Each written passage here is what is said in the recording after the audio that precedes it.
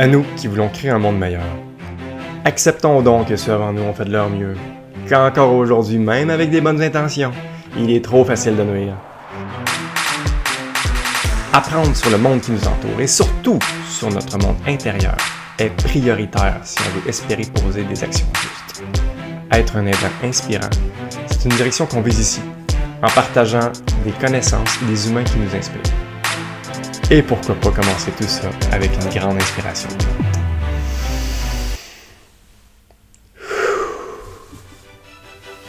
C'est parti.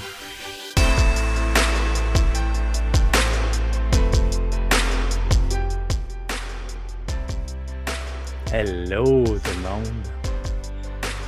Hey, ce matin, il faut repartager encore là, un truc qui est tellement cool. C'est les discussions qu'on a eues, entre autres, il n'y a pas longtemps. Sur comment... Qu'est-ce que tu fais quand tu es fatigué? Qu'est-ce que tu fais qui marche, puis qu'est-ce que tu fais qui marche pas? C'est drôle, hein? Moi, quand j'ai apporté cette question-là, là, Jean, je pensais, je vais peut-être donner une couple de petits trucs, puis let's go, tu sais. Mais ça a été vraiment tout autre. Là. Ça a été une couple de niveaux de profondeur que je m'attendais pas. Mm-hmm. Toi, ça t'a-tu fait ça? Vraiment, ouais. Puis c'est ça, premièrement, tu sais, le constat pour moi, c'était ça touche tout le monde. Je pense que justement, il y a une facilité là, dans notre environnement en général de donner beaucoup de notre temps et de notre énergie dans des choses où on se sent brûlé. Ouais. Fait que c'était important d'en parler, puis justement, ça touche pas juste le niveau d'énergie, mais ça reflète, je pense, tous nos choix, dans le fond. Ouais, c'est ça. Excuse, je ne l'ai pas te couper, je suis juste vraiment trop d'accord avec ça. Moi aussi, c'est justement dans tous les choix que je me rends compte que souvent, il y a un genre de petit décalage, là. Puis Michel, si tu as des questions pour nous aider à préciser, là, quand tu vois, là, lâche-toi là, bien sûr, là. Mais pour faire le point, là, ce que je pensais, c'est que, c'est que souvent on a un décalage entre ce qu'on voudrait qu'il arrive puis ce qui arrive. T'sais, pour reprendre des termes de, mettons, moi, mon cadre de référence, c'est souvent la théorie du choix, là. Mais tu sais, notre monde de qualité, c'est un monde de licorne, hein, qui est un monde à peu près parfait, là, qu'on aimerait, là. Donc, ça reste génial si tout était comme ça. Puis c'est correct qu'on ait ça, mais en même temps, le fait de trop zoomer sur l'écart qu'on a, ou le trop vouloir à tout prix avoir une image super précise, comme par exemple, « Hey, il fait beau, je peux faire plein d'affaires, enfin le printemps est arrivé. » Puis là, tout le monde autour qui jasait se rendait compte que hey, ça faisait comme 2 semaines de beau temps, puis on a là, Christian, on a quasiment hâte que la pluie arrive, qu'on se repose, tu sais. Fait que, tu sais, c'est comme si des fois, nos images de monde de qualité sont vraiment dans notre tête, hein, puis faut comme pas oublier de consulter notre corps. Là. C'est peut-être même une image importante, là, de dire, hey, et si j'étais en alliance tout le temps avec toutes les parties de moi-même, là, pas juste mon monde idéal, mais aussi mon corps.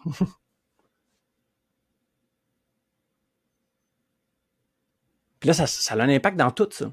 C'est parce que dès que je dis, OK, on va faire ça, puis là, des fois, c'est pernicieux, hein, des fois, une petite frustration qui se déclenche quand tu dis, mais là, j'ai pas fait autant, je voulais faire ça, puis là, puis celle-là, cette petite frustration-là, des fois, là, si elle n'est pas comme embrassée complètement, on dirait qu'elle vient grignoter l'énergie puis d'aplomb.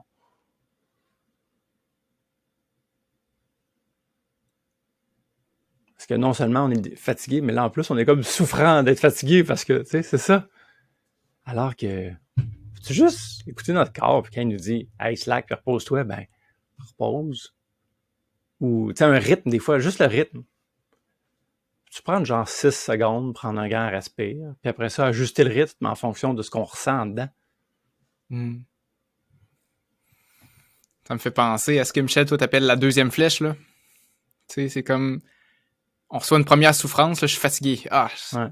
Puis en plus, hey, je veux tellement pas être fatigué, puis non, cette semaine, là, tu sais, j'ai une grosse semaine. Tu sais, tu te renvoies une deuxième flèche dedans parce que tu donnes un sens encore plus important, un peu plus grand, tu sais, à cette souffrance-là. Puis la première flèche, tu sais, on n'a pas le choix. Je pense que la fatigue, ça fait partie de notre vie, puis on la veut pas, puis c'est normal de pas la vouloir. Fait que la première flèche, on peut pas l'éviter tout le temps. Mais la deuxième flèche, oui, dans le fond, tu sais. Elle est pas obligée, celle-là, là. Puis je me rends compte que moi, je culpabilise facilement par rapport à ça. Quand je me sens fatigué, je fais comme « Ah non, comment t'as pas bien géré ton énergie? Ah, check comment il y a des choses importantes qui s'en viennent, là, puis regarde dans quel état tu te mets, là, tu sais, pour ces choses-là. » Fait que... Puis ça me rend... Quand je me rends coupable, quand je me sens mal, une des stratégies que je me rends compte que je me sentais mal d'utiliser, mais que ça m'a fait du bien de me rendre compte que tout le monde utilise ces stratégies-là, c'est je veux pas y faire face, je vais me distraire à la place. Ouais. Moi, jouer à un jeu, je vais aller m'écouter un podcast, je vais aller faire n'importe quoi pour pas vivre cette fatigue-là ou vivre cette culpabilité-là, parce que je suis pas bien dedans, tu sais. Puis alors que si jamais j'occupe mon attention à l'autre chose, je le sens pas. Je le sens pas que je suis fatigué. Il y a quelqu'un qui partageait, c'est comme si c'est ça, je me souviens plus comment il disait ça, mais bref, on pelletait par en avant la sensation, là, tu sais. C'est ça qu'il disait. Je vais faire d'autres choses en attendant que ça passe. Ouais. Mais ça passera pas, là, si tu fais d'autres choses, là, tu sais. Tu vas te fatiguer encore plus parce que là, tu prends pas le temps de dire « Hey, je suis fatigué. Prenons-en soin tout de suite, tu sais. Accueillons cette fatigue-là, puis let's go, on la vit pour de vrai, là. » Ouais, respire dedans, genre. Ouais. Non, je vais attendre que ça passe, je vais boire un café, tu sais, ok, il est parti, super, là. C'est sûr, ça te rattrape après ça, là. Puis une belle façon d'accumuler, fait que ça m'a fait constater encore, comme dans bien des fois, hein, que on veut pas vivre dans l'inconfort, puis de vouloir éviter la souffrance, c'est ce qui l'alimente bien plus. Alors que de vouloir, puis d'accepter de rentrer dedans, puis de dire « Hey, je suis fatigué, puis c'est une bénédiction d'être fatigué, ça veut dire que j'ai fait beaucoup de choses. Puis je vais aller profiter de me reposer. »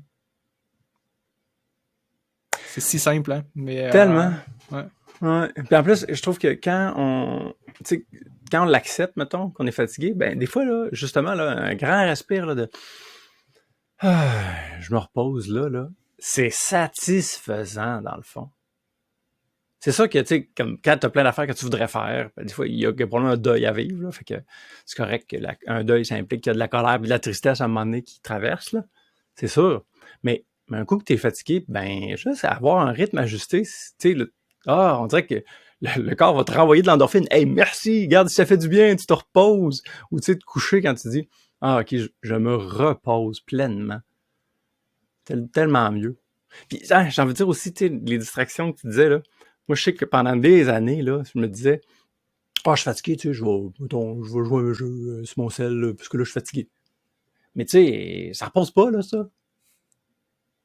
Ça repose pas vraiment, là. C'est dans tu sais, je me suis mis à juste pour le fun observer quelle méthode était plus efficace. Mettons que je m'assois puis je fais ça, versus, mettons, je vais pas faire une petite sieste, je vais faire un exercice de respiration ou une relaxation, tu sais. Clairement, là, ça me draine de l'énergie, dans le fond, en bout de ligne. Puis, tiens, ayant un TDAH, là, une chose aussi que je me rends compte, c'est que des fois, là, ben, c'est ça, j'avais lu à quelque part, j'ai oublié la source, mais voyez, c'est cela, que le TDAH, souvent, c'est qu'il y a comme une fatigue au niveau de l'attention. Ben, repose-la ton attention. Puis là, c'est là que tu deviens comme... Puis là, ça spinne comme trop vite, mais dans le fond, c'est la fatigue. Fait que, ironiquement, ralentis un petit peu des fois, puis hop, tiens, l'attention, on dirait qu'elle revient pas mal mieux. Puis là, j'essaie d'être attentif à ça parce que que tu prennes une médication ou pas, ça reste que c'est comme ça que c'est fait, on dirait. Fait que si je me donne des petits temps de pause, ben, foum, l'attention revient après. Même si, des fois, ironiquement, on dirait que si je m'en occupe pas, je m'en aller plus vite. Puis là, je deviens juste plus fatigué, puis plus éparpillé. Ouais.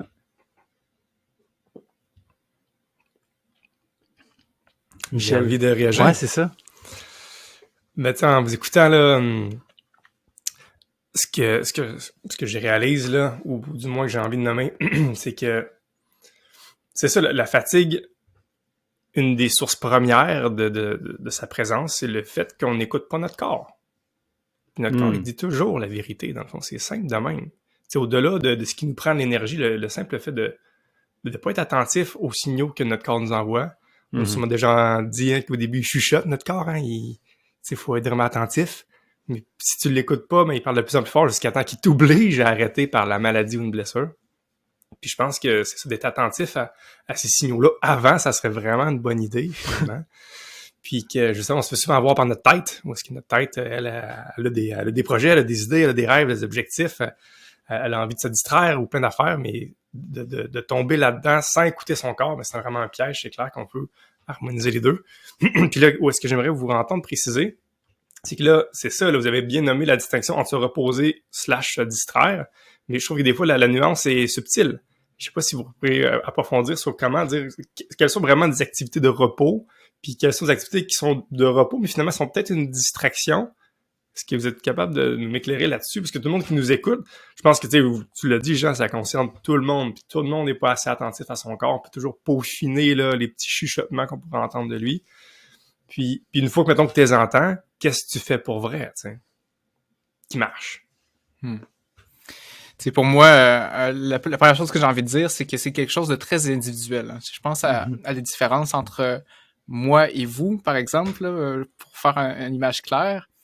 Pour moi, rencontrer du monde, aller dans une soirée, aller dans un souper, j'aime super ça, mais pour moi, ça me demande d'énergie. Je ressors de ces rencontres-là très heureux, mais là, il faut que j'aille me reposer, là. T'sais.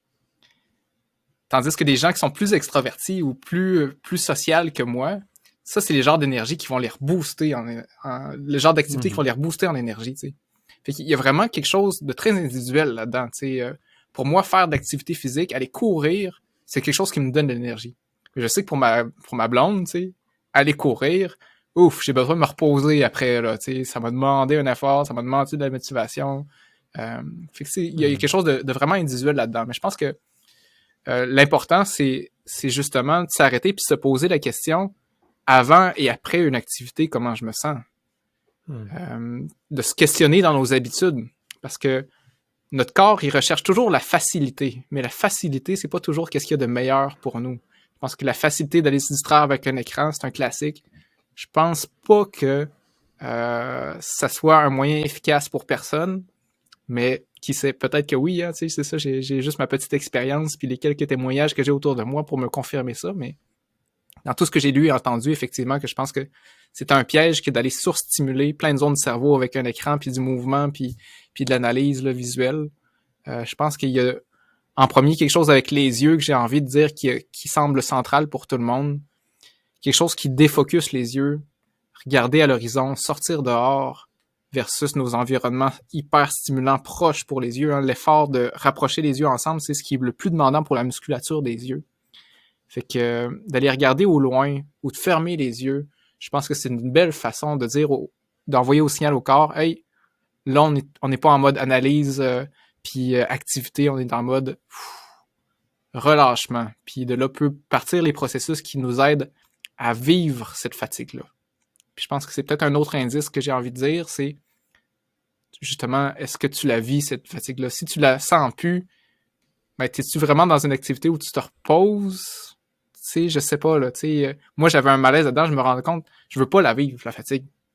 Fait que là, si je la vis pas, je me sens mieux, tu sais. Mais t'as peu, là. Et là, il faut que tu la vives, tu sais, faut que tu la ressentes. Si je m'arrête, puis je m'assois, puis je fais rien, là, je la sens. Puis dans le fond, peut-être que ça, c'est plus reposant, tu sais, d'accepter de passer à travers. C'est une excellente réponse. J'allais dans le même sens, puis t'allais juste plus profond que je pensais. Moi, j'ai envie de donner juste d'autres petits exemples, parce que des fois, c'est le fun pour les poignées mentales. Là. On parlait des yeux, c'est drôle. Moi aussi, dans mes réflexes, peut-être d'expérience personnelle, c'est soit fermer les yeux ou les ouvrir face à la nature. Pour moi. Puis j'ai envie de dire aussi que moi, c'est que tu sois capable d'écouter ton corps après. C'est quand tu te le demandes vraiment, OK. Puis, est-ce que j'ai vécu du repos à travers ça, à travers le choix que je viens de choisir là, pour me reposer? Ça a-tu marché ou ça n'a pas marché? Juste le regarder avec honnêteté. Très intéressant. Puis que pensez-vous de l'idée du sommeil? Tu sais, ça paraît une évidence, là, mais je pense que c'est vraiment la source de bien de la fatigue aussi du monde, tu sais. Ah, clairement. J'entendais un athlète de combat ultime où est-ce qu'il dit que, tu sais, il parlait du repos, là, puis de j'ai envie de dire, de guérir là, des blessures ou whatever. Lui, ce qu'il fait, c'est qu'il dort. Dès qu'il peut, il dort.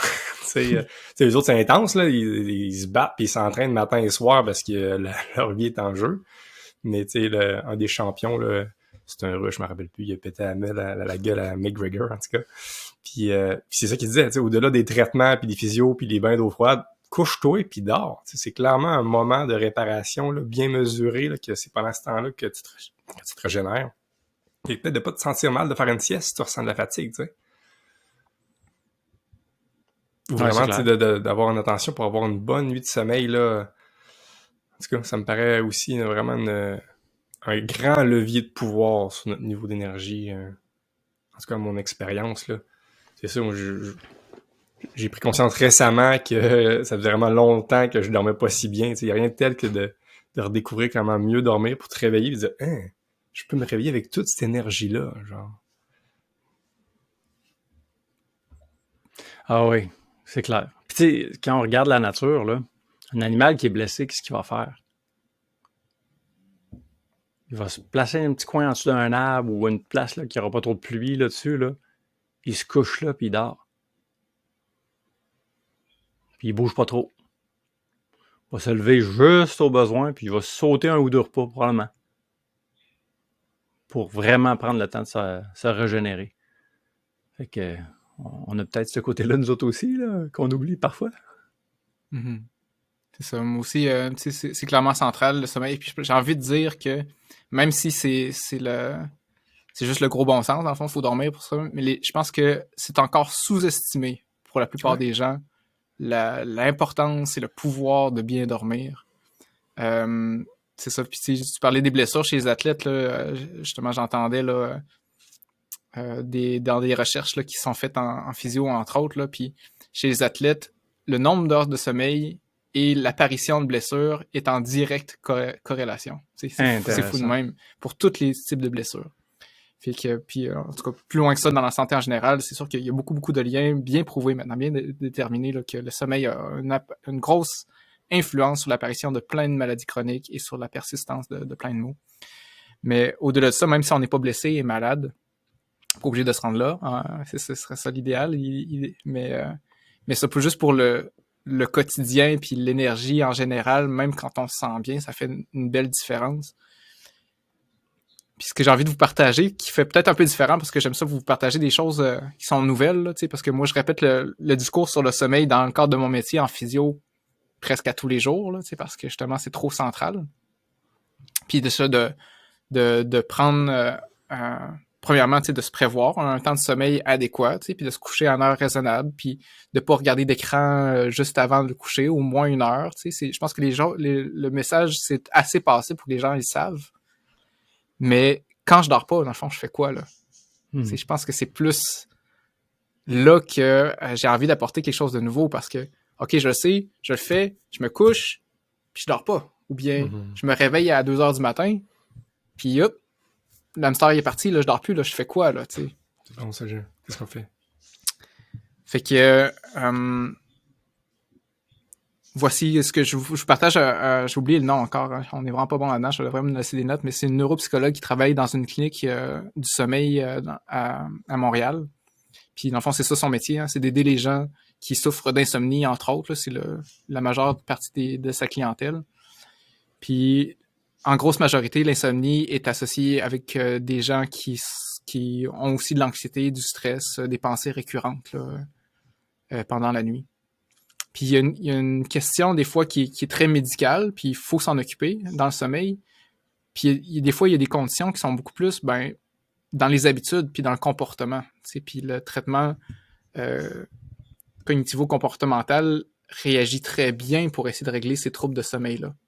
Puis une des façons que j'ai trouvé nouvelle, que je connaissais pas, c'était d'utiliser la restriction de sommeil pour mieux dormir. Je vous explique en 1 minute.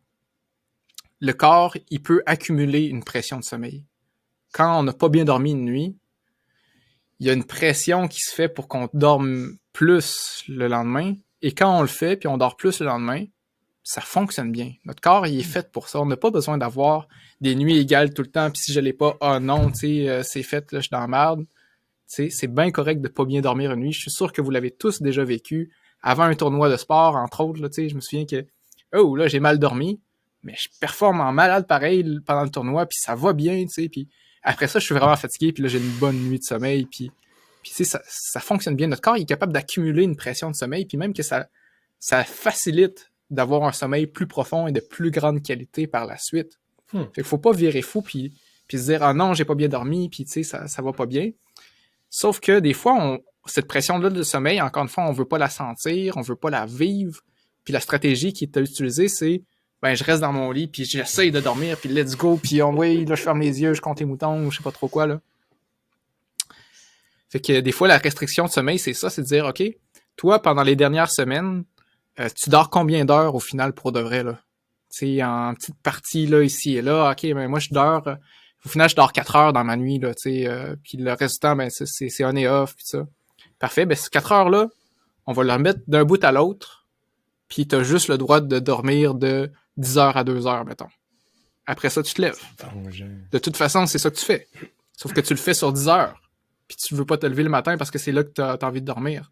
Non, on va recadrer les habitudes puis le comportement de ton cerveau pendant le sommeil.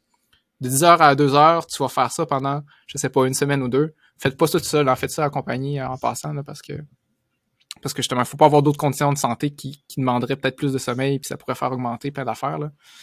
Mais je trouve que c'est une piste de solution intéressante, dans le sens d'essayer de pas étirer la sauce, puis de dire, hey, tu sais, c'est comme si on diluait la pression de sommeil, puis là, on habitue le corps à dormir à moitié, puis là, le lit et l'environnement, la chambre, c'est des fois un lieu d'angoisse, parce que je dis, hey, je veux pas me coucher, je sais que je vais pas bien dormir, tu sais.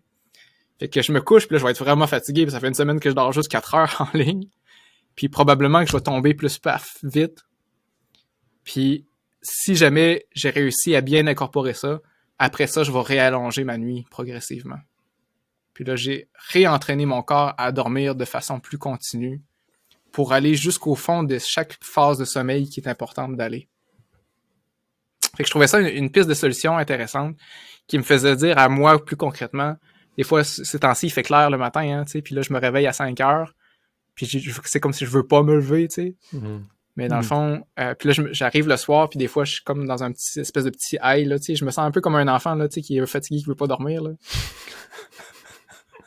Mais si je m'étais levé à 5 heures, là, tu sais, pour de vrai, là, puis que j'avais commencé tout de suite ma journée là, probablement que ça serait plus facile pour moi de me coucher plus tôt, tu sais.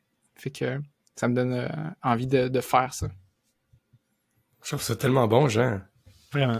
J'avoue que, mettons, moi, personnellement, de façon générale, je dors bien. Mais j'avoue que des fois, ça m'arrive, tu sais. Puis c'est vraiment frustrant. Puis j'étais le premier à... Ben c'est ça, à être dans le lit, faire comme « Oh, tu dors, puis ah, là, mon sommeil, puis quelle belle façon, puis quel beau lien de pas écouter notre corps à l'inverse. Hey, mon corps, il y a de l'énergie. Je peux-tu accepter qu'il y a de l'énergie ici, maintenant? » Puis souvent, en fait, quand ça m'arrive, c'est dans des moments stressants où j'ai beaucoup de choses à faire. Puis à la limite, c'est un grand service, puis j'avoue qu'intuitivement, là, j'ai comme fait mon deuil d'arrêter de m'en vouloir, puis je me levais à ces 4-5 heures, là, des fois. Mais je le faisais toujours avec un petit « Ah, tu sais, c'est pas bon pour mon corps. » Genre, je le fais, là, parce que là, je sais que je me rendors pas, mais maintenant, tu me donnes quasiment l'opportunité d'avoir la croyance que « Hey, c'est bon, dans le fond, là, je suis juste dans le flow de mon énergie, puis justement, je vais comme créer une pression de sommeil, puis cette nuit, je vais vraiment mieux dormir, puis limite, ça va être bénéfique pour mon énergie, puis mon sommeil, finalement, de pas dormir ici maintenant, puis l'accumuler pour la prochaine nuit. » Je trouve ça super simple, super fun. Puis je pense que tout le monde peut mettre en application ce que tu viens de dire à sa prochaine insomnie. C'est vraiment cool. Merci, Jean. Oui, puis en plus, tu sais, dans un monde où des fois le temps est limité, hein, on dirait, ben tout à coup, ça peut libérer du temps. Du temps pour faire autre chose que de l'angoisse dans le lit, tu sais. À la place, ben, tu te lèves, tu peux peut-être faire d'autres choses qui sont plus satisfaisantes ou plus productives, qui en bout de ligne, tu vas être content d'avoir fait au bout, là. Ouais. Ça va, entre autres, moi, c'est drôle, une chose que je me disais, c'est l'amour de soi, hein, au fond. C'est au lieu d'être en lutte puis sans vouloir, ben essayer de se traiter avec bienveillance, au fond. Là. L'auto-bienveillance, là-dedans. C'est une belle manière de la nourrir.